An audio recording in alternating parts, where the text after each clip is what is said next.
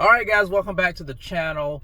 I'm out here at the track getting ready to do my cardio session, but I wanted to come on here and do a little Jaron Ennis and Terence Crawford talk. Last night, Jaron Ennis made his DAZN debut, defending his IBF welterweight title, and he put on I think he put on a pretty great performance last night. He fought David Avanesian. You know, David Avanesian fought Terence Crawford before the Errol Spence fight. It was kind of a tune-up fight for him. And the difference was last night, Boots actually stopped Avanesian in the 5th round, where you guys know that Crawford stopped Avanesian in the 6th round. And it was a brutal fight last night. It was one I didn't expect. I thought Boots would use a lot more foot movement. And he didn't. He kind of stood there and traded with Avanesian in the pocket. They fought on the inside. Some things I liked. I liked the fact that Boots used a variety of punches. You know, uppercuts, hooks. You know, punching through the guard, going to the body. He did a lot of work in there. It kind of reminded me of an Errol Spence Jr. He has that kind of like break it down power. Not the, you know, one punch knockout power, but the break it down power. The thing I didn't like the fact that he was getting hit. You know, the defense, you know, there were some holes there. I thought he should have used a little bit more foot movement.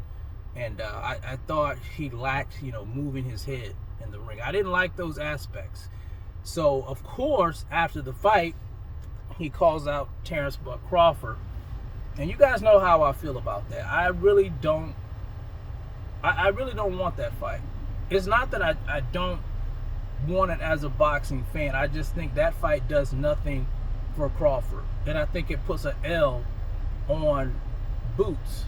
So that's really the reason I don't want to see the fight.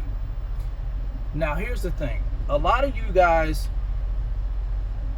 want this fight because of Terence Crawford defeating Errol Spence Jr. You guys want get back for Spence, so you think Boots can beat Crawford. That's what a lot of you guys want. You can't get over the fact that Errol lost the fight in dramatic fashion, may I add. And I'm a Spence fan.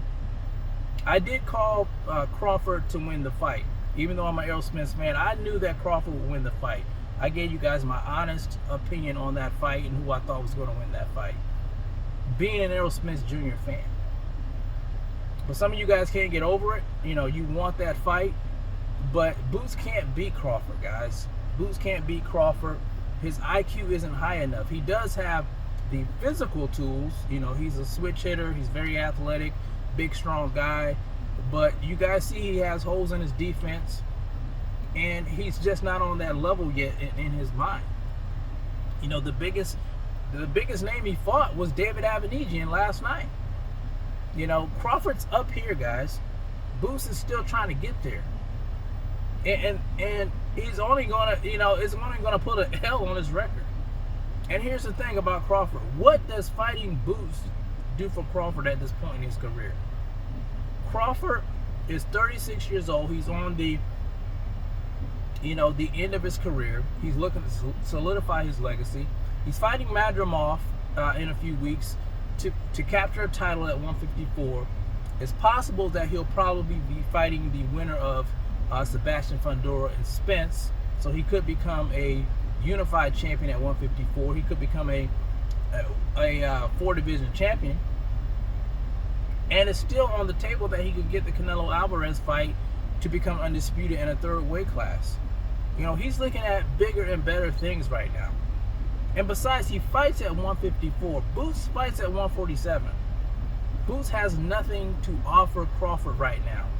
It'd be different if Boots was at 154 and he held a couple of titles. Yeah, then I could see it. But he doesn't really have anything to offer. And I really don't think, you know, he can beat Terence Crawford. I just don't see it.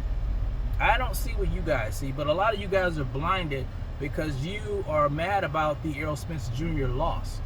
And you guys know that's the honest truth. Some of you guys know that. But you're never going to admit it. You're never going to admit it. Boots can't beat Crawford, guys.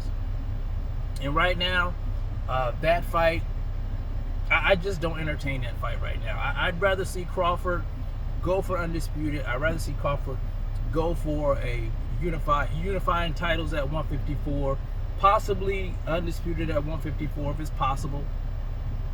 You know, we just never know. People are always trying to throw roadblocks in Crawford's way. But we'll see. We'll see what happens. Right now, I think Boots should focus on becoming a unified champion or a undisputed champion at 147. Make his own lane. Make his own lane. You got Barrios out there who's a hell of a fighter. I think that fight would do well. Barrios is the WBC champion, and there's talks of him fighting Manny Pacquiao next, which I don't get it. But, you know, it is what it is. But I think that would be an excellent fight for Boots. Like I said, he could unify titles. I just heard that Blair Cobbs called out Jaron Ennis. That would be an entertaining fight. We know Blair Cobbs dropped a hammer on Adrian Broner.